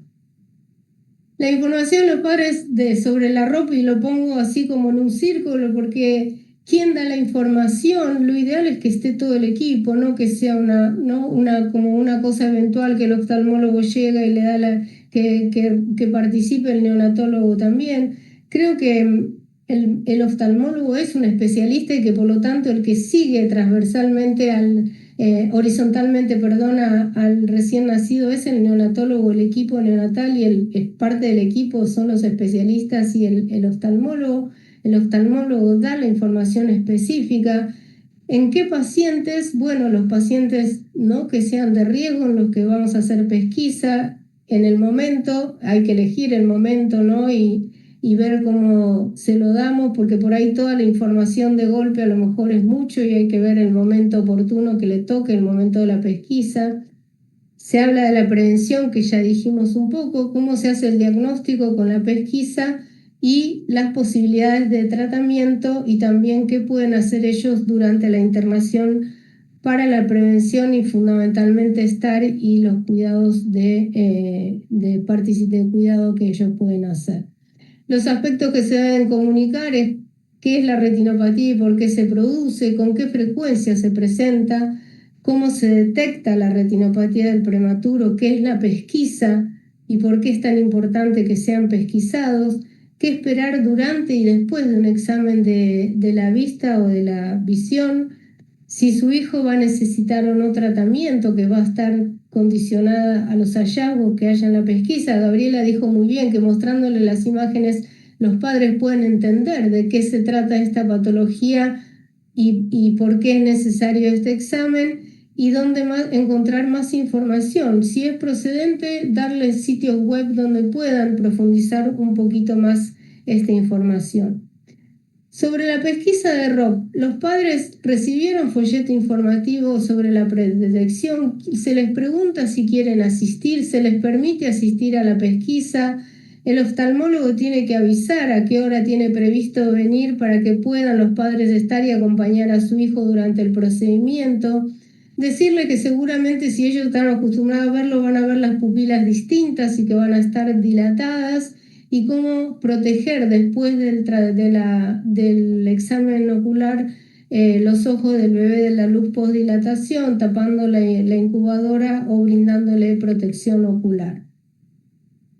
También cómo se prepara, que se deben volver o recibir, Gabriela habló también de las gotas, considerar el uso de succión nutritiva, sacarosa o leche materna si los padres lo consienten.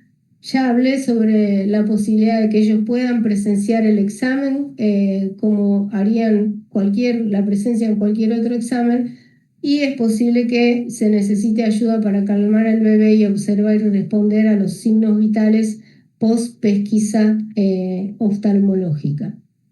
También información sobre el tratamiento. La guía de práctica clínica que Ernesto mencionó recién es un punto de buena práctica que el oftalmólogo tratante explique a los padres la necesidad de tratamiento y obtenga el consentimiento informado antes de realizar el procedimiento.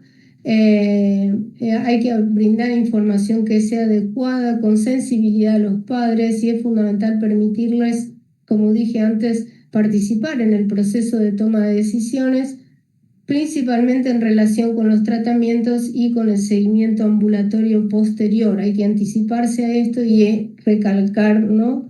Si uno, quiere en el momento que se está dando el egreso del hospital a darle toda la información y la importancia del seguimiento, creo que hay que venir trabajándolo con tiempo para que esto sea incorporado, porque los padres en el momento del alta están con toda la angustia de llevárselo a la casa, ¿no? Entonces es posible que parte de la información se pierda y esto hay que venir trabajándolo con anterioridad.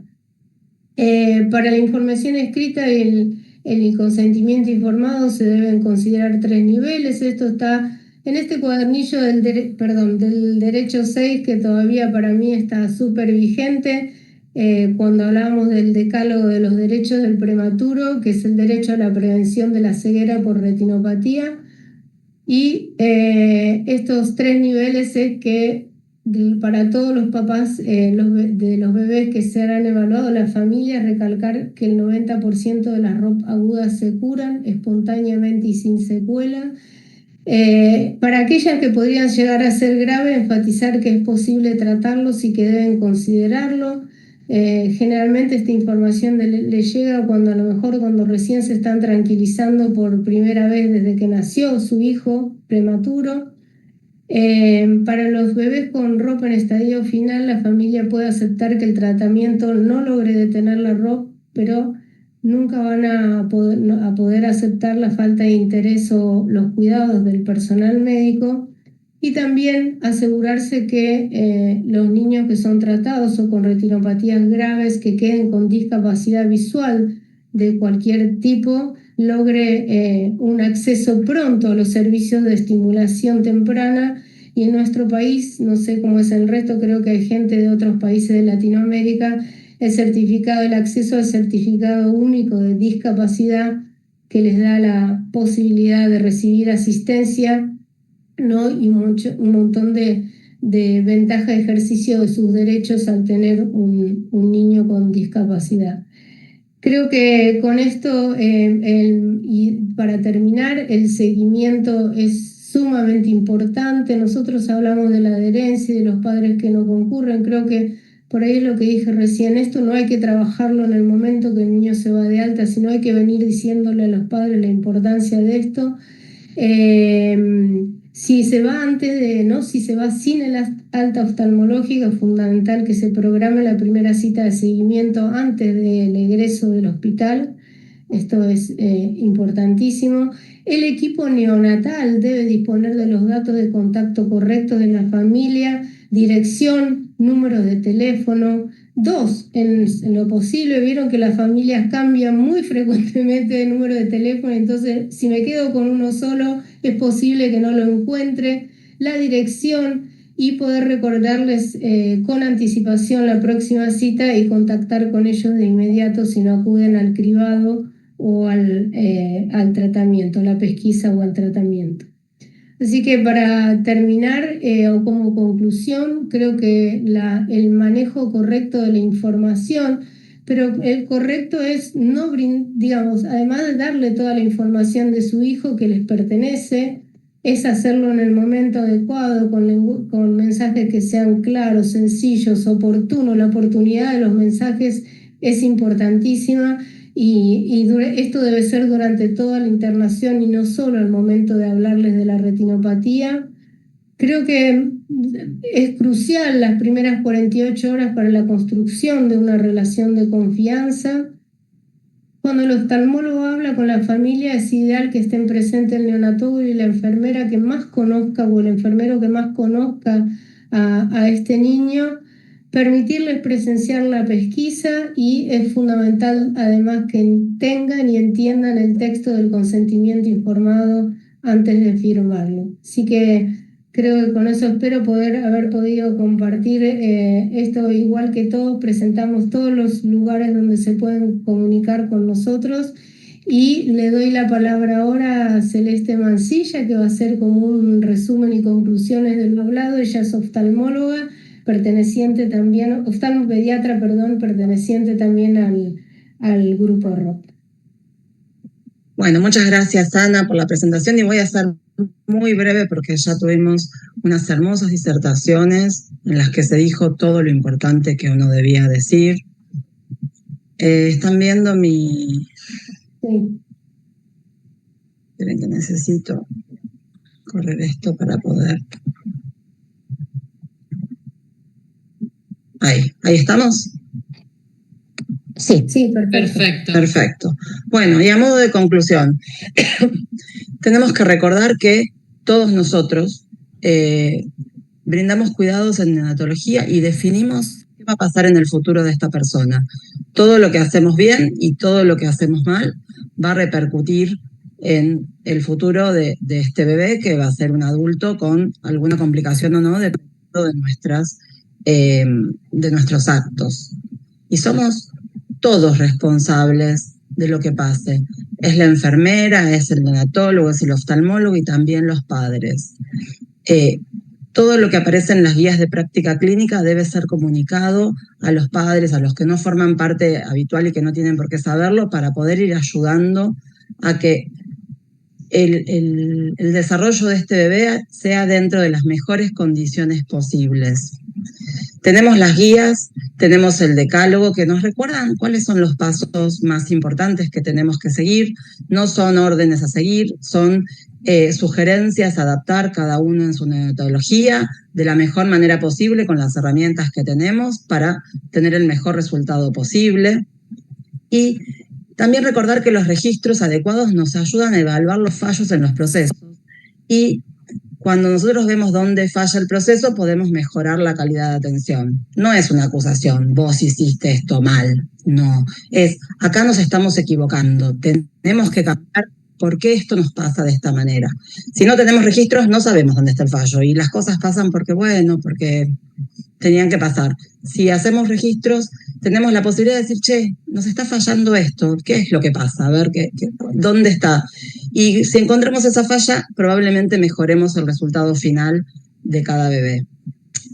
Porque somos lo que hacemos cada día. Las manos que nos lavamos antes de tocar al bebé, la transfusión que evitamos, el oxígeno que le ponemos una alarma y la bajamos. No es que somos superhéroes, que me encantaría decir que soy una superhéroe que llego y salvo el día haciendo el láser. Eso no es el acto importante. El acto importante es cada pequeño acto, cada medicación que registramos que ponemos, el oxígeno, los lavados de manos, cuando bajamos la voz o hacemos silencio en la sala, cuando permitimos que tenga lactancia desde el inicio más precoz. Porque la excelencia no es ese hecho aislado, sino el hábito de todos los días trabajar bien en la NEO. Así que tenemos que seguir adelante, se ve que con esfuerzo algunas cosas mejoran, algunas quedaron todavía, pero si seguimos trabajando todos, nuestro trabajo hormiga, vamos a lograr mejores resultados. Y como nos queda algún minutito, si hay alguna pregunta y la quieren poner en el chat, yo las leo y vemos que las respondan. Yo veo preguntas acá, no sé si quieren las puedo leer, pero... A ver. Había una que ya se respondió de la transfusión y no vi ninguna otra. Había una del oxígeno primero, si el oxígeno en exceso era malo, creo que quedó... Yo creo que le respondí. Perfecto, Se Alicia. la respondí personalmente a esa persona diciéndole que sí que está comprobado que la administración en exceso de oxígeno desarrollaba ROP, agravaba su severidad, y no solo de la ROP, sino también la de otras morbilidades del periodo neonatal. Eso fue la respuesta. La digo en voz alta porque Sí, está primero, perfecto, por si hay alguien a lo más mejor que- me equivoqué y se la respondí en forma personal. Acá hay una enfermera de maternidad Sarday, y es qué factores pudieron incidir para que la ROP no se pudiera detener aún con el tratamiento. Me parece que sería para Gabriela, ¿no? O Celeste, si quieren contestar. O para Celeste. Sí, o para él. Que aún con tratamiento la Sí, perdón, retinopatía no se... otra pregunta, perdón, me distraje. Sí. Gaby, ¿querés contestar ¿Cómo es? vos? Estás muteada, Gabriela. Estás muteada, Gaby. Estoy. Dice, ¿qué factores pudieron incidir para que la ROP no se pudiera detener aún con el tratamiento? Y bueno, muchas veces pasa que el bebé, depende qué ROP tiene, ¿no? Si tiene una ROP agresiva y se le hace tratamiento con antiangiogénico, que generalmente tienen buenas respuestas, pero puede pasar que lo vuelven a transfundir, que le vuelven a poner oxígeno. Hay muchos factores que hacen que la ROP se reactive. Y hay otros factores que no los conocemos tampoco, porque no sé si estás de acuerdo conmigo, Celeste, hay bebés, por ahí tenemos un bebé que nació, no sé, de 26 semanas, que pesó, no sé, 600 gramos, que tuvo transfusiones, oxígeno, todo lo que puede tener, y hay otro en las mismas condiciones que no desarrolla ROP. Entonces, evidentemente hay algún factor que desconocemos, que más allá de todo lo que sabemos, hay algo intrínseco que no sabemos qué es. No sé si estás de acuerdo conmigo, Celeste, pero Sí. nos pasa. Sí, y tener en mente que todos los tratamientos tienen un porcentaje de éxito. En el paciente, en el mejor lugar, seguido y encontrado a tiempo, el porcentaje de éxito de los tratamientos para retinopatía de prematuro va entre el 85 y el 95%. Entonces, hay un porcentaje que puede fallar por motivos que son ajenos al manejo del chico. De todos modos, cuando los pacientes fallan, yo siempre tiendo a tratar de ir a buscar a ver si hubo algún error, porque si hubo un error lo tengo que corregir. Pero muchas veces no hay error. El paciente se controló cuando se tenía que controlar, se trató cuando se tenía que tratar, se hizo todo dentro de los parámetros esperables y de todos modos algo falló en la respuesta a ese tratamiento de cada persona que hace que algunos tengamos un tratamiento y nos vaya bien y otros nos vaya mal, ¿sí? Muy bien, y otra pregunta que hace, creo la misma, si cuando los niños hacen COPAP cubrir los ojos, porque a veces se dificulta apagar las luces de la neonatología. El momento del COPAP es un momento de mucha conexión de la madre con el niño, que debe ser con la técnica, ¿no? El torso de la madre descubierto, con el del niño haciendo contacto, y muchas veces si el niño está en condiciones, el bebé está en condiciones, hace contacto visual con la madre, es un momento de mucha conexión, y taparle los ojos es privarlo de uno de los sentidos que le van a privar, y que la madre también pueda ver la cara del bebé. En general, estando a UPA, las luces no le dan tan directo, el cuello de la madre, o tenerlo así le hace sombra también, así que yo no le cubriría los ojos, no es recomendado cubrirle los ojos haciendo COPAP. ¿Me permitís, Ana, un comentario Sí. sobre esto? No, o sea, la estimulación sensorial siempre debe estar presente en la neonatología, visual, auditiva, táctil. Siempre es posible bajar la luz, apagarla o sectorizarla para que haya luz donde tiene que haber. Entonces, no permitir el contacto visual también es no permitir la estimulación visual, que por otro lado debería estar presente con personal especializado en las unidades de cuidado intensivo neonatal desde el nacimiento, toda la estimulación auditiva y obviamente por el otro lado evitar los ruidos, evitar la luz, etcétera, etcétera. El contacto piel a piel también forma parte de lo que es la estimulación propioceptiva del paciente tan importante para el neurodesarrollo, ¿no? Quería decir. Sí, está muy bien, coincido. Bueno, no sé si les parece leer alguno de los mensajes que están. Yo quería, antes de los Hay un mensajes, mensaje de Diana Fariña. Sí, yo muchas quería gracias. justamente darle un minuto a Diana, si ella está de acuerdo, para que hables cuáles son las dificultades desde la gestión, porque fue directora de maternidad e infancia, para lograr la regionalización. Y también quería ver si un minuto Luis puede hablar de una estrategia muy interesante que planteó, que es acreditar en calidad y seguridad. Me parece que son dos comentarios que podrían aportarnos bastante. No sé si ellos quieren, obviamente, porque no les he consultado. No sé si Luis está. Ahumada, Daniela, Luis Ahumada y Diana Fariña. Mientras tanto, mientras le habilitan el micrófono, Ana, ¿querés leer los mensajes? Gracias, Bueno, Alejandro. Unos minutos a ver si les podemos habilitar el micrófono. Bárbaro. Muy bien. Aquí Gabriela pregunta si el uso de Blender en los servicios de neonatología disminuyó la ROP. Sí. Seguro que A sí. ver, Cheli, ¿vos qué comentario harías? Pero obvio, o sea, por supuesto que el uso de Blender permitió hacer una mezcla adecuada entre oxígeno y aire comprimido, que en una época no había, hace 20 años no eran tan frecuentes el uso de Blender. Después aparecieron soluciones caseras como los tubos en I, pero es obvio que el Blender permite hacer una mezcla exacta de lo que nosotros necesitamos para la administración adecuada de oxígeno, porque si no corremos el riesgo de administrar 100% de oxígeno. Por suerte cada vez hay más Blender.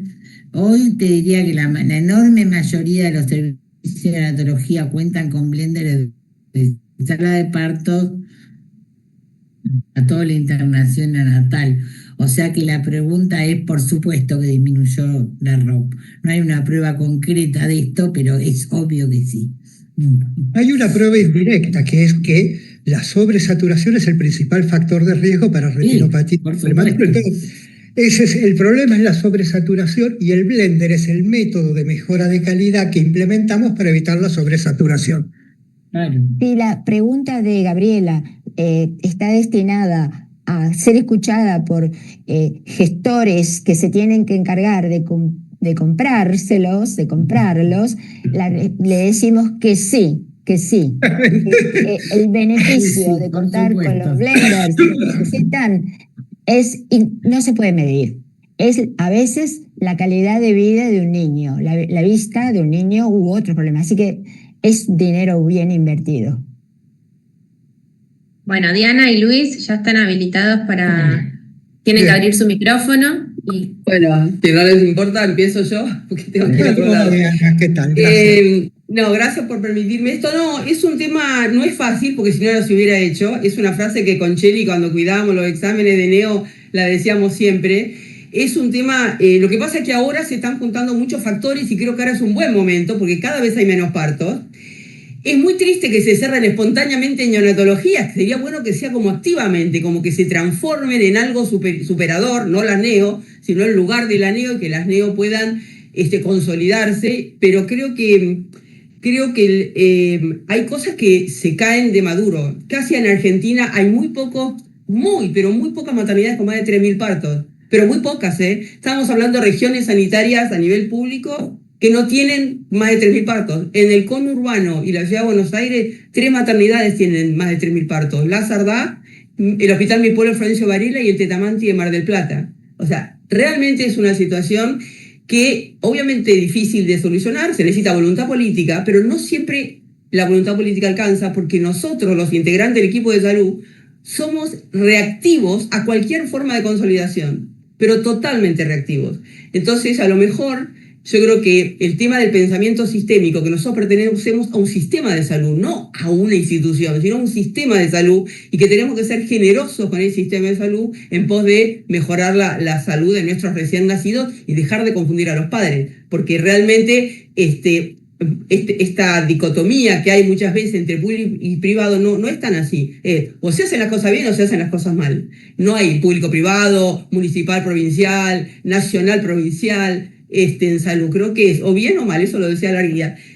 Así que yo lo que creo es que es un buen momento para sentarse a hablar, y para sentarse a hablar en la mesa tiene que estar la comunidad también. No tenemos que ser como siempre nosotros, jugarnos solos, el equipo de salud, sin darle la opción a la comunidad que entienda, porque si no, parece que cerrar una maternidad es 10 veces peor que cerrar una iglesia, que ya es bastante difícil. Entonces, creo que creo que la comunidad tiene que ser la que apoye y que entienda que no puede haber un lugar con menos de 2 partos por día. No puede pasar, y eso pasa en, diría, 50%, casi 80% de los hospitales, 50% de los hospitales públicos de la Ciudad de Buenos Aires, para empezar. Entonces, y las maternidades privadas, por ejemplo, la Ciudad de Buenos Aires tienen 25.000 partos para 68 maternidades.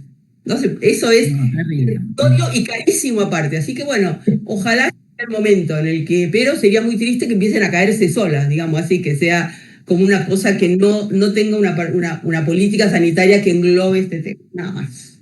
Gracias, Diana. Muchas gracias, Diana. Luisito. Bueno, muchas gracias por invitarme. No sé si se escucha. Sí, Luis. Sí, muy bien. Se escucha bien. Primero quería decirles que me parecieron excelentes todas las charlas. La verdad que es un resumen impecable de todo lo que por ahí deberíamos hacer. Respecto a, mi experiencia, yo trabajo en la parte privada, en un sanatorio que acabamos de acreditar en Joint Commission Internacional, entonces eso creo que ha sido muy bueno, todo el aprendizaje que hicimos en ese sentido, y eso me sirvió mucho cuando vengo a la maternidad como director, que como saben, es una maternidad que se formó con la integración de 3 maternidades o 3 servicios maternos infantiles que habían en la ciudad de Córdoba, con lo cual también tenemos experiencia en esto de fusión y en esto de que habla Diana. Cuando entramos en esto nos pusimos como objetivo qué es lo que podíamos hacer dentro de esta maternidad como neonatólogos, y el enfoque fue trabajar en calidad, seguridad y cuidado centrado en la familia, o toda la experiencia, por supuesto, de la maternidad SARDAI, maternidad segura y centrada en la familia. Entonces, este ha sido el enfoque. Creo que es muy importante, por todo lo que habló Ernesto del tema del liderazgo, Ana, de la comunicación, todo lo que habló respecto, que hablaron de los planes de mejora, es tener este enfoque, decir, revisamos todos los procesos para ver cómo damos una atención de calidad y segura, y esto obliga a capacitaciones, a que todo el personal esté comprometido con eso, y son cambios integrales que me parece que colaboran con todas las situaciones, no solo con ROP, sino con todo lo que está, digamos, involucrado en la mejor atención, en la calidad. Así que creo que eso es importante para nosotros, para mí ha sido muy importante para enfocar este desafío de esta maternidad tan grande. Y lo otro que sí, ya específicamente en ROP, yo creo que ya el problema de los blenders y de la mezcla, por lo menos en la mayoría de nuestras maternidades, no es un problema, porque en general esto ya se tomó conciencia. De hecho, Córdoba ha mostrado cómo disminuyó la discapacidad visual por ROP, manejando este aspecto principal, y ahora tenemos que fijarnos en esto de la calidad, de lo que planteó Alejandro, respecto al traslado, por ejemplo. El traslado, seguimos teniendo problemas para tener tubos de aire comprimido que permitan la mezcla durante los traslados, tanto internos como externos, y la aplicación de ventilación no invasiva, y sobre todo en los externos, ¿no? Y lo ideal sería tener, por supuesto, que nosotros recién ahora, que en la maternidad, hemos tenido ventilador que permite la mezcla con aire comprimido, tiene un compresor que permite la mezcla de oxígeno con aire comprimido, y entonces estos traslados, que son fundamentales en las primeras horas de vida, para ROP, para displasia, para el resto, bueno, son muy difíciles de conseguir, son muy caros, pero creo que también hay que enfocar en ese aspecto. Así que bueno, ese es mi aporte. Gracias. Muchas gracias, Luis. Bueno, hay algunas preguntas más, pero como son bastante más complejas, les dejo a todos el correo del Grupo ROC para que nos transmitan ahí las inquietudes. Así que dejamos, y bueno, ahí también estuve agradeciendo todos los mensajes tan cariñosos y afectuosos.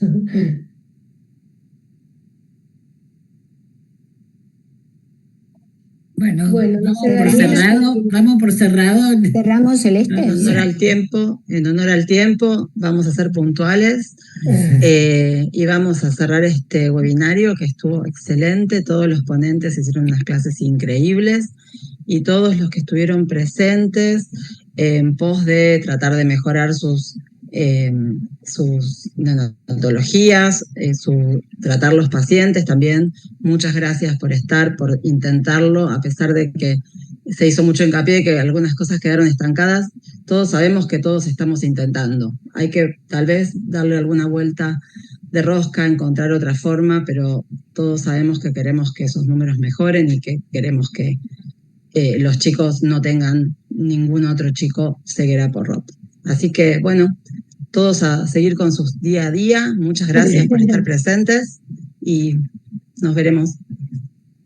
Bueno, gracias. Hasta dice feliz Navidad, feliz Año Nuevo. Chau, chau. Gracias. Chao, muchas gracias. Chao, chao. Siguen saludando en el chat todos. Sí. Gracias. Buena muchas semana gracias de a la todos. prematuridad. Exacto. Buenos planes de mejora. Ojalá.